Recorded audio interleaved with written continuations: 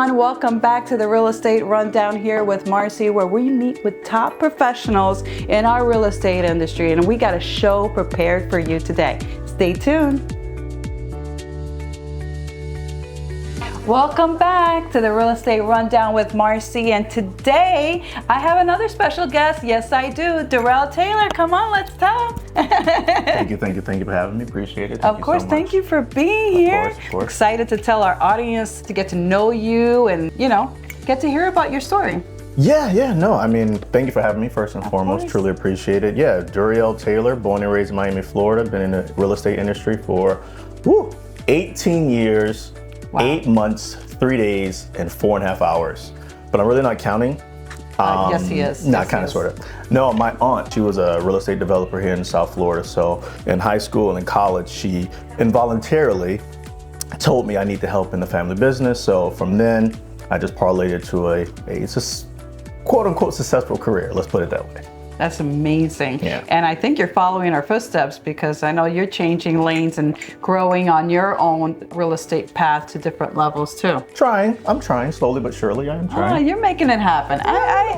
Top 40 under 40, guys. Top 40 under 40, Miami Association of Realtors. So top 20 under 40, but I'm just saying. Top 20 under 40, sorry. It's okay. So don't let him be so modest here. I've been called worse. I've been called worse. So I love hearing your story. And I know when you just mentioned those numbers, I'm like, you're a numbers guy. Yeah, 100%. You're an analytical numbers person. I actually love following you on LinkedIn. You give me information every single day. I look to you for like what's happening, It's awesome. I love it. Thank you. Yeah, no, I'm very analytical. So I wake up at 4 a.m. I read some data that I think is relative to my day.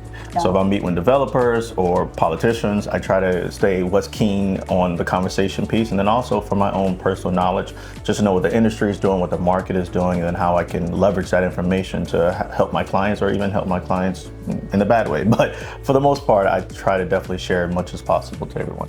Who do you help? What do you focus on? So, I do the residential stuff. I love commercial real estate. So I specialize in healthcare, multifamily, and then also warehouses. Amazing. So anyone in that space, your traditional residential, got to keep the bills paid. So anyone that wants a single family home, a duplex, a condo, anything of those natures, I definitely would help as well. Yeah, and I know that personally from meeting you and your energy, your aura and everything, and knowing you that you're a numbers guy, if I wanted somebody that can get me the information, I could totally trust in reaching out to you, referring you someone that I was like, you know what, Duriel's gonna get the information that you need to make an educated, decisive decision of where you wanna go. Absolutely, yeah. I'm a horrible liar. So if I'm able to give you the data to prove what I'm saying, 2 weeks from now, you never have to say, well, you told me this. No, I showed you this, and here's the information so you can use your own best judgment. Tell us something that, a journey, a story about whether it's good or bad that happened in your real estate career. My real estate career, I'll say when I got my license, I failed 2 times. Yeah. And because I was investing before that, I thought it was going to be a breeze. I said, well, it's just 1 + 1. What is a cap rate? All that fun stuff that I thought was on the test, but in real estate world is different than what real estate law states. Yeah. Right? So when I took the test the 3rd time, I said, okay, God, what do you want? Do you want me to do this, or do you want me to stay on the other side of real estate, which is more investing? And then when I went to go take the state exam, the computer I was assigned to was number 3. I said, okay, no, all right, whatever, just a coincidence. And then before you go take the test, they make you put all your personal items in a locker. Right. What locker did I get? Number 3. Number 3. So I said, okay. And then the lady gave me a pencil, and I was the 3rd person to obviously get a pencil. So all these things started lining up. And I got a 97 on the last time. And I really focused before that, but my journey, and I'm not a Harvard grad, but it definitely was a point that, hey, listen, this is what you should be doing. It's funny because in numerology, I believe that 3 is change. Mm-hmm. So change was coming for the better for you. Absolutely. Absolutely. It takes someone with drive, dedication, and passion, grit, all of the above to continue on a journey of real estate and really stay motivated and passionate about what you like to do. It's a level of service. Absolutely, especially in this economic cycle we're in right now. It's one of those things where you have to be focused, driven, and understand that it is a process. It's not what HGTV tells you. It's not selling real estate in 30 minutes in a commercial. Yeah. You really have to be able to pave a way for yourself and make value for your clients. And that's one thing that I hold value to, is making value for my clients so they can make the best decision for themselves and their families. And I think people are attracted to that. They know that, they feel that. Ultimately, it's my business is word of mouth and reputation. Absolutely.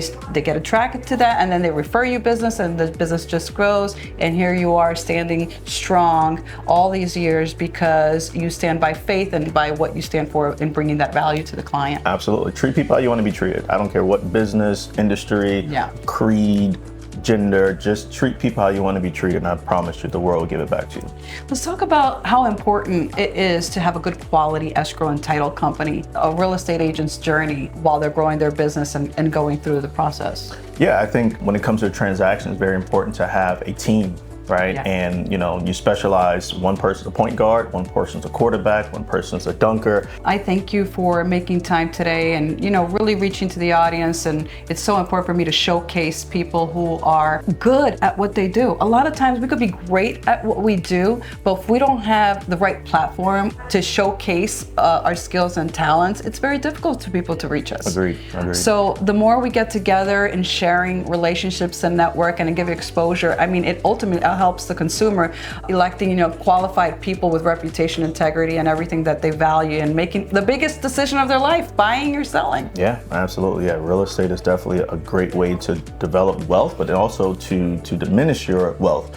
If you make the wrong decisions and if you don't have the right people behind you, you'll be pretty much in a bad spot. But like you said, in this market, South Florida in particular, in this industry, real estate, it's very important to have those people behind you with great reputation, things you can Google them. I'm not famous, but if you Google me, you won't see a mugshot. Yeah. So those are key important. Yeah, so that at least I have some knowledge and I have some capabilities to get you across the finish line. Tell us, where can they reach you?